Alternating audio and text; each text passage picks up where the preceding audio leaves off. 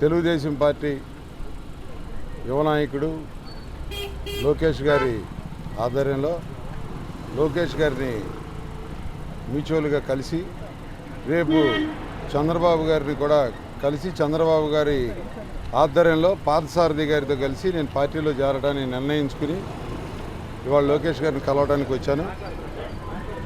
గత 12 సంవత్సరాలుగా వైఎస్ఆర్ కాంగ్రెస్ పార్టీలో నేను పనిచేస్తూ రకరకాల పోస్టులు చేస్తున్నా కానీ ఎటువంటి విలువ లేని పార్టీలో మనం ఉండకూడదు అనేదాన్ని నిర్ణయించుకొని ముఖ్యంగా విజయవాడ నాయకత్వం వహించే ఏ నాయకుడైనా సరే ఆ పార్టీలో ఉండటానికి చాలా ఇబ్బంది పడుతున్నారు. నిదర్శనం మీ అందరికీ తెలుస్తుంది. రాబోయే కాలంలో కూడా రేపు వచ్చే రిజల్ట్స్లో కూడా అదేంటనేది నిరూపణ తెలుస్తుంది. ప్రతి విషయంలోనూ మేము రాజకీయమే కాదు 10 మందికి ఉపయోగపడే వ్యక్తులుగా మేము పార్టీలో పెరిగాం తప్పితే ఒకళ్ళని మోసం చేయడానికో ఒకళ్ళని ఇంకోటి చేయడానికో మేము ఎప్పుడు రాలేదు.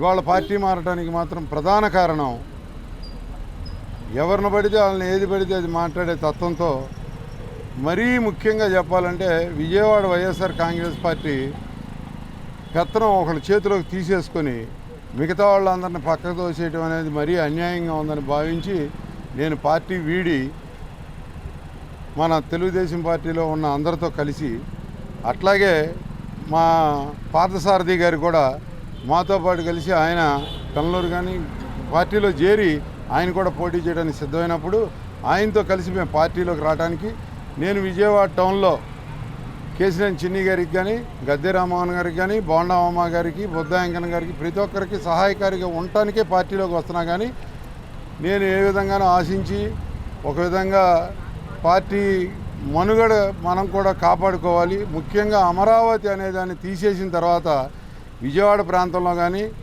అమరావతి ప్రాంతంలో కానీ ఎక్కడైనా సరే ఏ నాయకుడైనా సరే ఏ మనిషి అయినా సరే ఎవ్వరో ఇష్టపడినంత ద్రోహం జరిగిన తర్వాత ఆ పార్టీలో ఉండటం అనవసరం అనుకొని నేను బయటకు వచ్చాను తెలియజేస్తాను.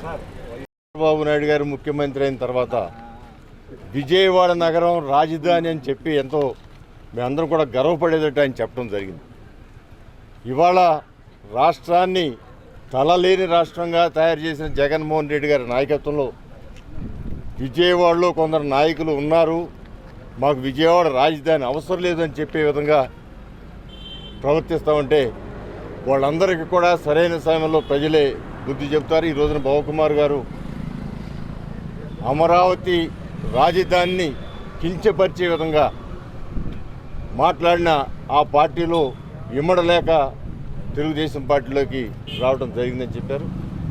ఆయన మనస్ఫూర్తిగా ఆహ్వానిస్తా ఉన్నాం.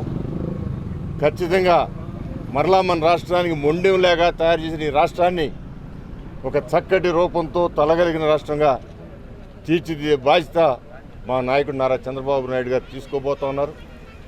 3 నెలల్లో జరిగే ఎన్నికల్లో అత్యధిక మెజారిటీతో మరలా ముఖ్యమంత్రిగా నారా చంద్రబాబు నాయుడు గారు, అదేవిధంగా టీడీపీ జనసేన ఐక్యతతో ముందుకు వెళ్ళి ఒక చక్కటి ప్రభుత్వాన్ని ఏర్పాటు చేయబోతూ ఉంది.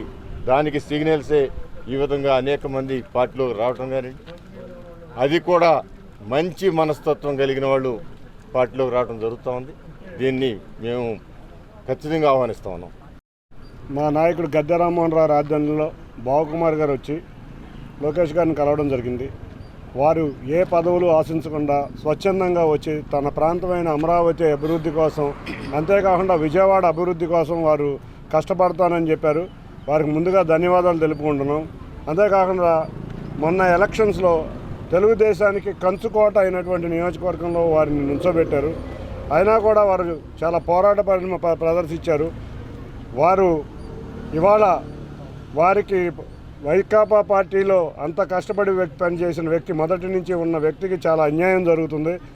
అటువంటి అన్యాయం తెలుగుదేశంలో జరగదు. వారికి సముచిత గౌరవం మా అధ్యక్షులు వారు నారా చంద్రబాబు నాయుడు గారు, లోకేష్ గారు తప్పకుండా ఇస్తారు. ఎందుకంటే కష్టపడిన వ్యక్తులకి ఎప్పుడూ తెలుగుదేశం పార్టీలో ప్రాధాన్యత ఉంటుంది. అంతేకాకుండా వారు విజయవాడలో ఉన్న మొత్తం తెలుగుదేశం నాయకులందరూ నీ కలిసికట్టుగా తీసుకెళ్ళగలిగే ఏకైక నాయకుడు వారు. మనం చూసాం మొన్న ఈ మధ్య కొంతమంది నాయకులు వైకాపాలోకి వెళ్తే 60% తెలుగుదేశం ఖాళీ అయిపోతుందని చెప్పారు. అటువంటి నాయకులకి త్వరలో చూపిస్తున్నాం 80% ఆఫ్ వైకాపా ఖాళీ అయి తెలుగుదేశంలోకి రాబోతుంది. తప్పకుండా తెలుగుదేశం ఘన విజయం సాధించబోతుంది. గోపన గోకుమార్ గారు అక్కడి నుంచి ఇటు వచ్చారు, మీ బ్రదరు ఎంపీ ఆయనేమో ఇక్కడి నుంచి అక్కడికి వెళ్ళిన పరిస్థితి ఏంటి?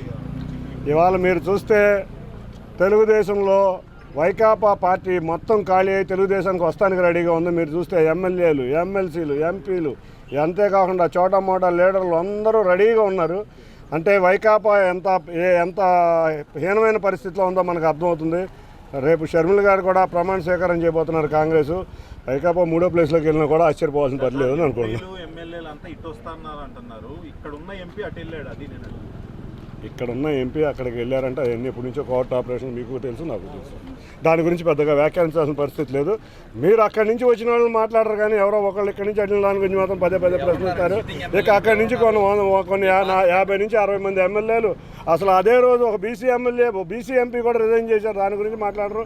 ఎప్పుడు సెన్సేషన్ అయితే బాగుండదు. చాలామంది నాయకులు బోలంత మంది వస్తారు. వాళ్ళని కూడా మీరు సముచిత గౌరవం ఇచ్చి వాళ్ళకి కూడా మీరు అర్థం చేసుకోవాలి. ఎంతమంది వస్తున్నారో బోలంత మంది బీసీ నాయకులు వస్తున్నారు, ఎస్సీ నాయకులు వస్తున్నారు. వారి గురించి మాట్లాడండి. ఎంతసేపు ఏదో మాట్లాడేసి సెన్సేషనల్ చేసే నాయకుల గురించి ఎక్కువగా మాట్లాడటం మంచిది కాదు. అసలు మొత్తం పార్లమెంట్ పరిధిలో మొత్తం ఖాళీ అయ్యేటట్టు చూస్తుంటే, కాకపోతే మేము ప్లేస్ ఇచ్చే పరిస్థితిలో లేదు కాబట్టి వాళ్ళు ఆగుతున్నారు. నిజంగా మా పార్టీ ఆహ్వానిస్తే మొత్తం మా పార్లమెంటరీ పార్టీ మొత్తం ఖాళీ అయ్యేటట్టు, పార్లమెంటరీ స్థానంలో ఉన్న ఎమ్మెల్యేలు, ఈ ఎమ్మెల్సీలు కూడా ఖాళీ అయిపోయేటట్టున్నారు ఒకళ్ళిద్దరు తప్పితే హామీ ఇస్తే. కాకపోతే మాకు ఆ పరిస్థితి